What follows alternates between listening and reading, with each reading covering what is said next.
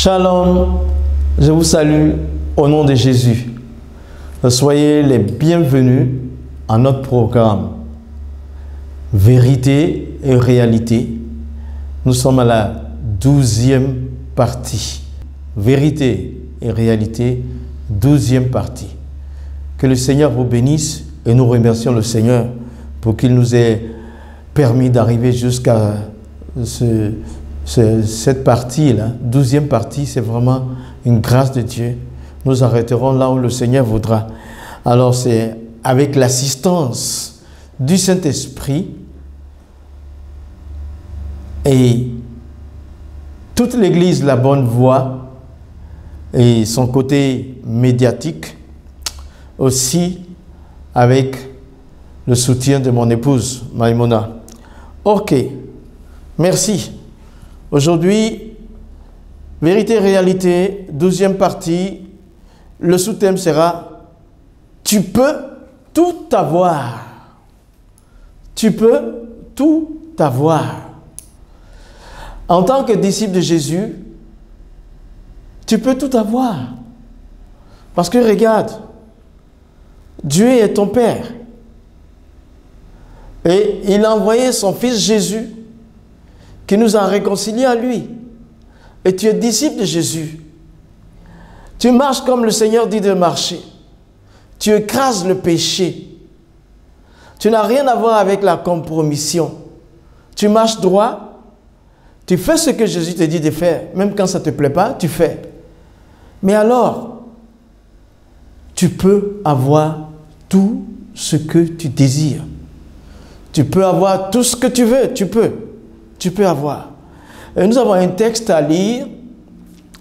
Matthieu 22, à partir du verset 15. C'est un des textes les plus populaires. Matthieu 22, verset 15. Alors les pharisiens allèrent se consulter sur les moyens de surprendre Jésus par ses propres paroles. Ils envoyèrent auprès de lui leurs disciples avec les Hérodiens qui dirent « Maître, nous savons que tu es vrai et que tu enseignes la voie de Dieu selon la vérité, sans inquiétude de personne, car tu ne regardes pas à l'apparence des hommes. Dis-nous donc, ce qui t'en semble, est-il permis ou non de payer le tribut à César ?» Jésus, connaissant leur méchanceté, répondit, « Pourquoi me tentez-vous, hypocrite? Montrez-moi la monnaie avec laquelle on paie le tribut. » Et ils lui présentèrent un denier. Il leur demanda, « De qui sont cette effigie et cette inscription? » « De César, lui répondirent-ils. Alors, il leur dit, « Rendez donc à César ce qui est à César, et à Dieu ce qui est à Dieu. » Étonnés de ce qu'ils entendaient, ils le quittèrent et s'en allèrent. Voici cette parole qui est l'une des plus populaires de la Bible. Cette réponse que Jésus a eue, qui est sans précédent. Bon, il faut dire que dans ce temps-là, c'était le règne de Rome sur toute la Palestine. Et c'était César qui régnait. Bon, nous avons ici des choses qui ressemblent à ce qui se passe maintenant. Les pharisiens, ils sont foncièrement religieux. Leur doctrine, c'est vraiment du judaïsme et tout. La secte a été créée, je crois, parce que les Juifs tendaient à devenir ce que les Grecs faisaient. Donc, ils sont rigoureux dans leur doctrine, mais Jean-Baptiste les a considérés comme une race de vipères. Et les Hérodiens, en réalité, ils sont ennemis des pharisiens. Mais là, ils se sont mis ensemble. Les Hérodiens, bon, ça vient d'Hérode, ils aiment Hérode, le règne d'Hérode, mais plus les Hérodiens, ils veulent le règne de l'étranger. Donc, ils étaient pour le règne des Romains. Tu vois? C'est donc l'empereur César. César, ça veut dire séparé, chef. César, c'était un empereur, donc un politique. Et les Hérodiens, c'est un parti qui veut le règne de l'étranger. Et les pharisiens, ce sont des religieux. Fondamentalement, ils sont religieux.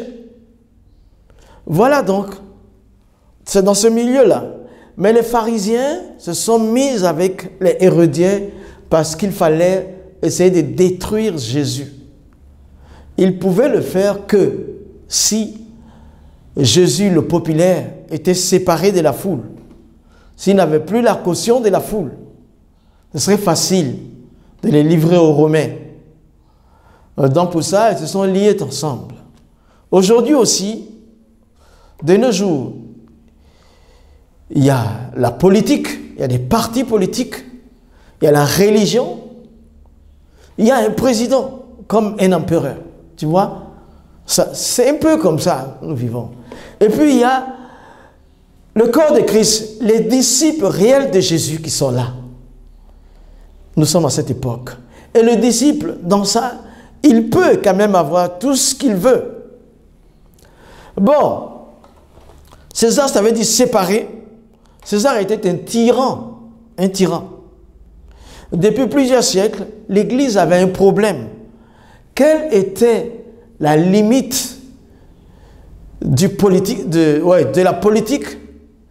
Quel était le début de l'autorité de Dieu?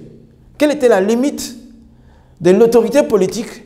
Et quelle était la limite, le commencement de l'autorité de Dieu? Depuis longtemps, c'était un problème dans l'Église. Alors aujourd'hui, voici le décor est planté.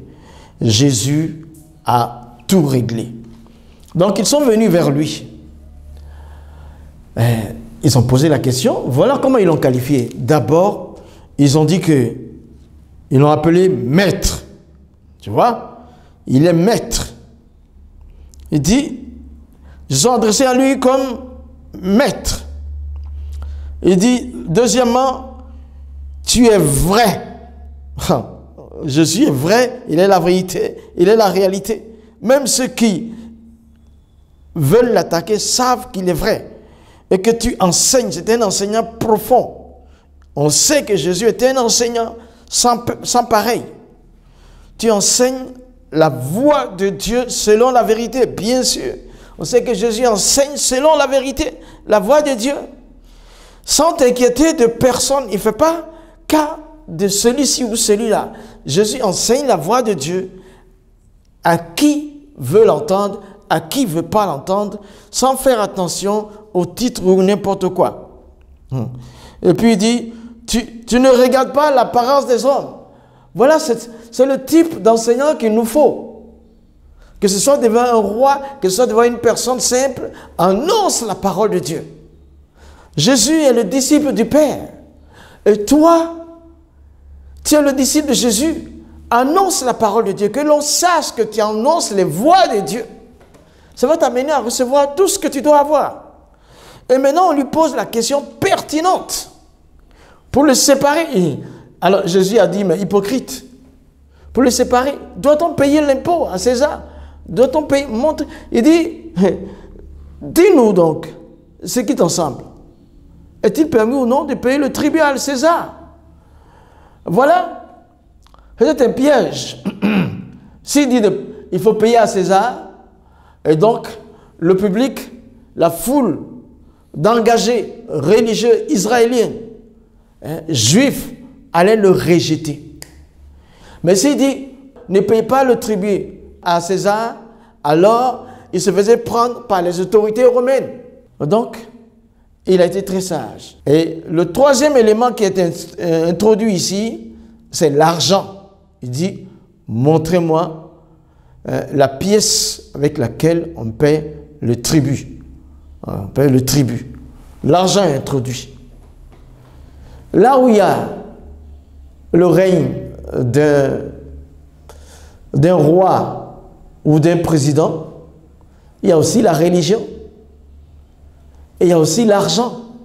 C'est ce qui se passe maintenant. Il dit, montez-moi la monnaie. On lui montre la pièce. Et il donne la réponse à laquelle il ne s'entendait pas. Il ne s'attendait pas. Il dit, rendez à César. Il ne voulait pas non plus donner la domination entière à César. Il lui donne l'autorité humaine. Rendez à César ce qui est à lui. Et rendez à Dieu ce qui est à Dieu. Il arrive à faire la part des choses. Voici, dans cette position-là, le chrétien est citoyen sous l'autorité d'un humain, d'un président, d'un roi. En même temps, il est citoyen du royaume des cieux. Donc, s'il veut obtenir tout ce qu'il désire, il doit donner à Dieu, il doit rendre à Dieu le culte qu'il faut et il doit se soumettre à l'autorité qu'elle a. Après, tout est facile. Tout appartient à Dieu. Tout est facile. Tout est facile. C'est conforme à ce que Paul a dit dans Romains 13, verset 7. Il dit, rendez à tous ce qui leur est dû. L'impôt à qui vous devez l'impôt, le tribut à qui vous devez le tribut, la crainte à qui vous devez la crainte, l'honneur à qui vous devez l'honneur. Voilà comment le chrétien doit fonctionner pour tout avoir. Regarde, je prends dans cette affaire-là, d'abord, César lui-même. César était empereur. Il pouvait tout avoir. Il pouvait tout avoir. Il pouvait avoir tous les biens terrestres et avoir le paradis céleste. Il pouvait tout avoir. Mais César a pensé qu'il avait déjà tout. Et il a exempté Dieu. Croyait qu'il avait déjà tout avec l'autorité que le trône de Dieu lui avait accordé. Il a exempté tout. Mais César, tu pouvais tout avoir. Tu pouvais avoir l'autorité terrestre et tu pouvais avoir le paradis. Mais César est mort, comme tout le monde. Et les présidents des nations, attention à vous, ne vous y trompez pas. Vous êtes bien placés pour avoir les trésors terrestres et les célestes, le royaume de Dieu. À condition que vous faites ce que votre règne vous permet, votre règne, votre poste vous permet de faire, et vous mettez le trône de Dieu au-dessus de votre règne. Alors le paradis vous sera ouvert, la porte du paradis vous sera ouverte, et alors vous serez comblés. Mais regarde l'introduction de la pièce de monnaie qu'on prend pour payer le tribut à César. L'argent fait que, aujourd'hui, les autorités terrestres restent dans du terrestre. Ils restent dans du terrestre. Et ils oublient que leur vie a une limite. Je viens d'apprendre la mort d'un ancien président français. Combien de présidents en 2020, anciens présidents, sont rentrés dans l'éternité? Non! Votre vie est limitée. Contentez-vous de ce que votre autorité vous donne. Vous êtes serviteur d'une nation. Vous n'êtes pas là pour asservir les nations. Sachez que votre poste vient du trône de Dieu. Si vous l'avez eu, normalement, ça vient du trône de Dieu. C'est lui qui vous donne l'autorité pour accomplir, lui, son projet sur la terre. Mais si vous ne pensez pas à Dieu, votre vie sera compliquée. Vous allez vivre l'éphémère, les gyrophares et tout, et puis vous irez en enfer. Non, c'est pas bon. Pensez à Dieu. L'argent fait que le monde entier, même les nations que nous croyons très fortes. Aujourd'hui, je regarde les États-Unis qui ont fait une élection où on n'arrive pas à définir encore la grande nation. Et nous, les Africains, les élections sont bizarres parce qu'on veut dominer, on veut avoir de l'argent. David dit, l'élévation ne vient ni de l'Orient, ni de l'Occident, mais ça vient du trône de Dieu, ça vient de Dieu. Vous pouvez, roi, jouir des bienfaits de la terre. Vous pouvez jouir des bienfaits du ciel, le paradis. Contentez-vous de ce que Dieu dit. Vous pouvez tout avoir. Mais maintenant, toi, chrétien qui es là, regarde comment tu peux tout avoir. Tu peux tout avoir. Parce que celui qui met les autorités est ton autorité, est ton Père. C'est-à-dire, quand il pose quelqu'un en fonction d'empereur, en fonction de Dieu, en fonction de président, il sait, toi, fidèle, toi, disciple de Jésus, il sait que ce président, cet empereur, ne pourra jamais te ravir ce qu'il a préparé pour toi. Fais juste la part des choses. Donne à César ce qui est à lui et donne à Dieu ce qui est à lui. Personne ne pourra te ravir ce que Dieu a préparé pour toi. Le paradis que Dieu a préparé pour toi est certain. La villa que Dieu a préparée pour toi est certain. Le travail que Dieu a préparé pour toi, c'est certain.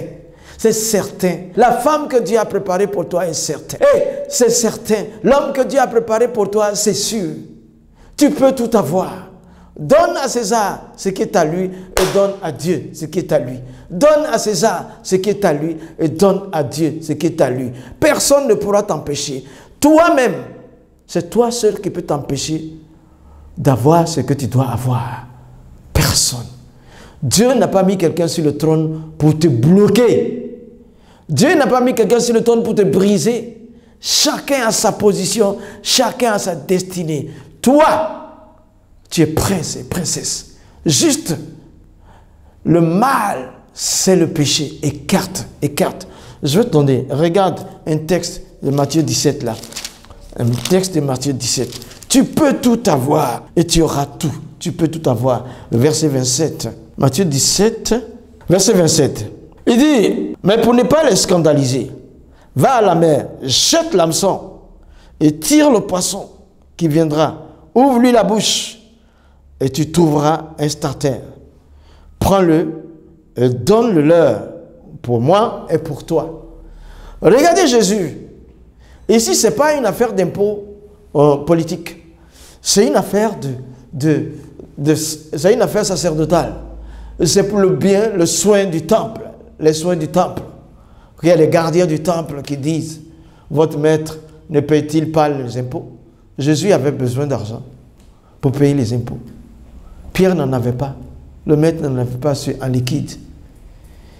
Mais ça ne veut pas dire qu'ils étaient pauvres. Jamais. Oh, c'est une bonne nouvelle. Ce n'est pas parce que tu n'as pas un compte bancaire fleuri que tu es pauvre. Tu peux tout avoir et tu auras tout. Il dit à Pierre, va à la mer, prends l'hameçon, pêche. Le premier poisson sort de sa bouche l'argent qu'il faut pour toi et pour moi. Regarde ce qui se passe. Il dit à Pierre, va à la mer, va pêcher le poisson.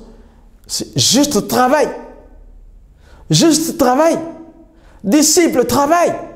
Travaille. Mais oui, travaille. Va pêcher. Travaille. Et tu vas prendre. Le Seigneur va guider ton travail. Ce qui est pour lui sera pour toi. Le tribut que le Seigneur devait payer, il y avait dedans le tribut de Pierre. Tu auras ce que tu dois avoir. Tu peux tout avoir. Ce qui appartient au Seigneur est à toi. Suis-le. Suis ses instructions. Va à la mer. Pêche. Travaille. Travaille. Travaille selon Dieu. Ton compte est vide. Tes poches sont vides. Tu as un peu dans ton compte. Tu dois avoir plus. Parce que tu en as, tu dois avoir plus. Ce n'est pas ta limite. Tu dois avoir plus. Tu peux avoir plus. Tu travailles, tu es bien positionné. Ce n'est pas la fin. Tu peux aller plus loin. Tu peux aller plus loin. Pêche encore. Pour le Seigneur sera pour toi. Ce qui appartient au Seigneur t'appartient. Moussa, pêche. Tu trouveras pour le Seigneur et pour toi. Toi qui m'écoutes, dis ton propre nom. Va à la pêche. Disciple de Jésus, tu obéis à Jésus. Tu pêches, tu travailles. Le Seigneur va diriger ta pêche, ton hameçon. Il va diriger ton ministère. Il va diriger ton travail. Il va diriger ton foyer. Il va diriger tes affaires. Il va diriger tes enfants. Quoi qu'il advienne, le Seigneur va garder et tu auras tout ce que tu dois avoir par la grâce de Jésus. Amen.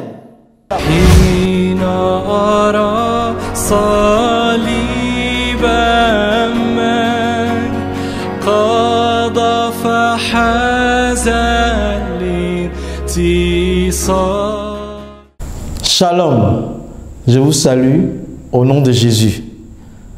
Soyez les bienvenus à notre programme Vérité et Réalité, 12e partie, dans la section Islam. Nous sommes avec le sous-thème suivant, Racines réelles de l'islam, 5e partie. Racines réelles de l'islam, 5e partie. Aujourd'hui, nous allons parler de l'histoire de la Vierge Marie selon le Coran.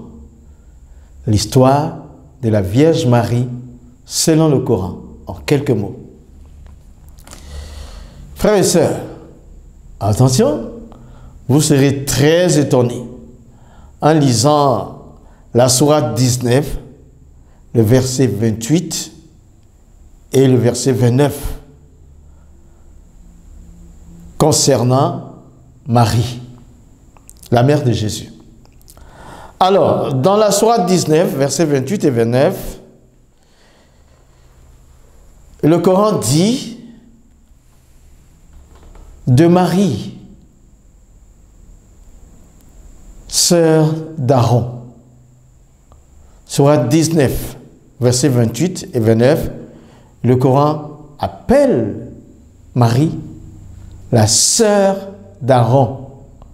Aaron. C'est la précision. Le Coran dit dans la 19e sourate, au verset 28 et 29, que Marie est la sœur d'Aaron. C'est une découverte. Bon, tout de suite, vous comprenez que Marie, la mère de Jésus, ne peut pas être la sœur d'Aaron, le frère de Moïse. Bon, la réaction que nous avons reçue, c'est que les érudits de l'islam, qui savent bien qu'entre Myriam, la sœur de Moïse, et Marie, la mère de Jésus, il y a 1500 années. Donc, le sachant, ils ont essayé d'arranger un peu pour nous faire comprendre. Ils ont essayé d'arranger un peu l'erreur historique. Parce que entre Myriam, la sœur de Moïse et de Aaron, et Marie, la mère de Jésus, il y a environ 1500 années. Donc quand ces savants-là, ces érudits musulmans sont venus en connaissance de cette affaire, ils ont essayé de nous persuader que Marie avait un frère qui s'appelait, comme par hasard, Aaron aussi. Que Marie, la mère de Jésus, avait un frère qui s'appelait, comme par hasard, Aaron. Bon, nous faisons une remarque avec une correction et nous disons que nous rejetons cette explication. Parce que dans la sourate 66 au verset 12, Marie est encore appelée fille d'Imran. Imran. Dans la sourate 66, verset 12, Marie est appelée fille d'Imran. Ça vous dit quelque chose? Dans le livre d'Exode, le chapitre 6, Exode 6, le verset 20, je lis pour vous. Amram prit pour femme Jochebed, sa tante, et elle lui enfanta Aaron et Moïse. Les années de la vie d'Amram furent de 130 ans. Dans Exode, c'est le même nom qu'ils ont changé. Dans Exode, c'est Amram. Et ils disent que dans le Coran, dans la Sourate 72, que Marie est la fille d'Imran. Nous, on a constaté simplement que ils ont juste changé le nom pour essayer de valider, de masquer l'erreur historique très très claire. Tout ceci est un mélange désastreux d'événements historiques qui n'a aucun argument que nous convaincra que le Coran a raison. Il n'y a aucun argument qui nous convaincra que le Coran a raison. Marie, la mère de Jésus, ne peut pas être la sœur d'Aaron. Ce n'est pas possible. Il y a 1500 années de différence. Après, on a essayé de masquer qu'elle était la fille d'Imran. Et ça, parce que le père de Moïse et d'Aaron s'appelle Amram, dans Exode 6, verset 20. Donc, c'est encore tenter de copier ce que la Bible a dit. Mais c'est historiquement pas vrai. La vraie racine vient de la Bible. On a essayé de prendre Marie dans le Nouveau Testament. Et puis, on a essayé de prendre Aaron dans l'Ancienne Alliance pour en faire un. Ce n'est pas possible. C'est encore là une erreur très grave. C'est pourquoi nous avons parlé des racines réelles du Coran. La vraie racine, c'est le Nouveau Testament et l'Ancien Testament, de cette Vierge Marie qui est citée là, dans la 19e sourate. Donc, frères et sœurs, je vais vous faire comprendre, même à un musulman qui regardera cette cassette, ce n'est pas à des fins de moquerie ou pour des mauvaises pensées. C'est juste que nous devons dire les choses comme elles sont. C'est par amour que nous disons que ce n'est pas juste. Il y a erreur là. Donc, il faut juste comprendre que Dieu ne fait pas d'erreur. S'il y a erreur, il faut aller vers la vérité. C'est ce que dit la 10e sourate, le verset 94.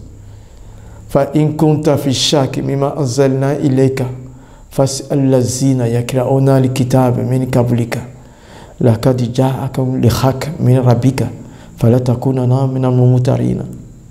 Fa in kunta fi shak, si tu es dans le doute concernant ce que tu as reçu d'en haut, va demander à ceux qui ont reçu les livres venus avant toi. La vérité est dans la Nouvelle Alliance et dans l'Ancienne Alliance. La vérité, la source réelle de la Vierge Marie, se trouve dans le Nouveau Testament. C'est de là que tout part. Donc, suivez la vérité. Jésus est la vérité. Venez à la vérité. Rangez la vérité dans votre foi. C'est Jésus. Merci beaucoup. C'est pour qu'on s'entende. Ce n'est pas pour faire des palabres. Ce n'est pas la moquerie. Mais l'écriture demeure. Vous pouvez vérifier. Marie ne peut pas être la mère de Jésus, ne peut pas être la sœur d'Aaron. Ce n'est pas possible. Que le Seigneur vous bénisse. Que le Seigneur vous bénisse. Si vous cherchez, vous allez trouver. Cherchez vraiment, vous trouverez. Racine réelle de l'islam, aujourd'hui, l'histoire de la Vierge Marie, selon le Coran, nous nous arrêtons là. Je vais prier. Seigneur, tu es Dieu et tu es vivant. Dans le ciel et sur la terre, personne n'était semblable. C'est pourquoi je t'invoque premièrement, afin que tu bénisses nos frères de l'islam, et que tu leur fasses une révélation de la personne de Christ.